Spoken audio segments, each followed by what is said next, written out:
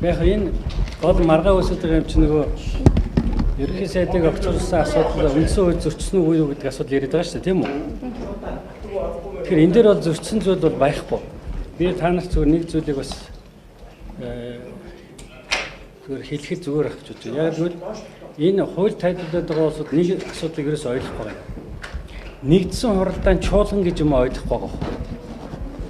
Үндсэн хуулийн 27-гийн 1-дээр улсын хурал бүрэн эрхээ хэрэгжүүлэхдээ чуулганы хэлбэрээр хэрэгжүүлнэ гэж байж байгаа. Чуулганы хэлбэрээр гэж. За улсын хурлын тухай хуулийн 15-ын 1-2 дээр чуулган гэж юу юм бэ гэж. Чуулган гэдэг бол нэгдсэн хуралдаан, байнгын хорооны хуралдаан, дэд тороодын хуралдаан, намын бүлгүүдийн хуралдаанаас бүрднэ гэж байгаа байхгүй юу.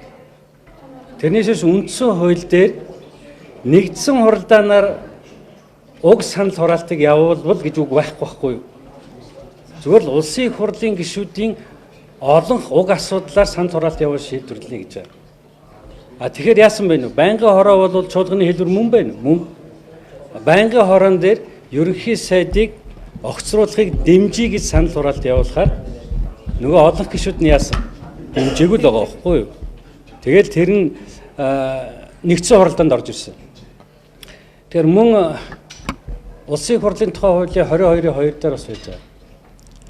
Байнгын хороо уг орж ирж байгаа асуудлаар санал дүгнэлт гаргаж нэгдсэн хуралдаанаар хилцүүлнэ гэж байгаа байхгүй. Яг л ийм процесс явсан, өмжийн процесс явж лээсэн цэц энэ дээр бол одоо арай хэрэг мэрэг үүсэхгүй байх. Яг тодорхой байхгүй юу? Нэгдсэн хуралдаан чуулга хоёрыг ялах байгаад байна шүү дээ.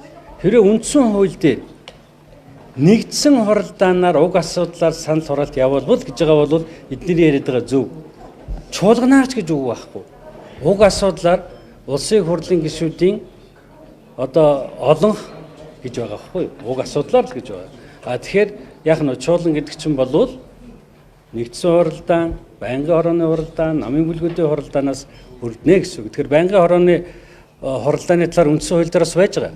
Үндсэн хуулийн 27-гийн 6 нэгдсэн хуралдаан, байнгын хорооны хуралдаанаар гишүүдийн олонхын саналаар асуудлыг шийдвэрлэнэ гэж байж байгаа. Ийм тодорхой зүйл байхгүй юу?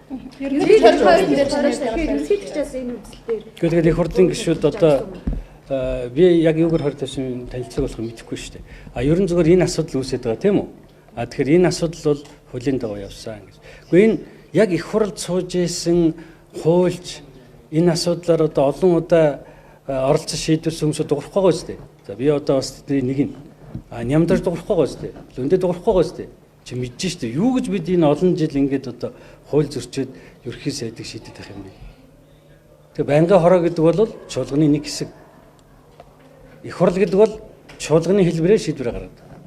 Цэц их суудлын хуралдаанаараа хэлсэн гэж энэ 5 гарагт цэц их суудлын хуралдаанд эцэг ийм ойлгомжтой юмыг тэгээд цэц одоо харьяачтай өөр шийдвэр гаргана гэж байхгүй л үү. Одоо цэцээс шийдвэр гаргахаар ерөнхийлөгч хориг яах юм? Ер нь одоо цаашаа яаж процесс болчихлоо? Гэхдээ би яг ерөнхийлөгчийн хориг ямар асуудал тавьсыг мэдэхгүй байгаа шүү. Яг гэвэл бид нар тараагдаагүй. Би бол зүгээр цэц энэ асуудлаар арайч тийм хэрэг үүсэхгүй байх юм. Тодорхой зүйл шүү дээ. Үндсэн хууль дээр нэгдсэн хуралдаанаар санал хураалт явуулбал гэж байхгүй байхгүй юу?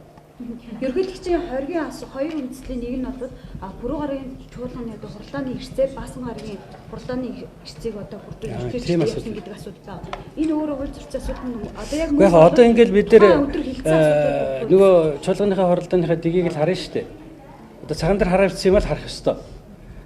Тэнд бол одоо ингээд хуралдаа яваад их хурал даргалж байгаа дарга маань 6 цагт сунгаж хуралдах алах тогшч үгүй гэх мэтэл ингээд хараад явна шүү дээ.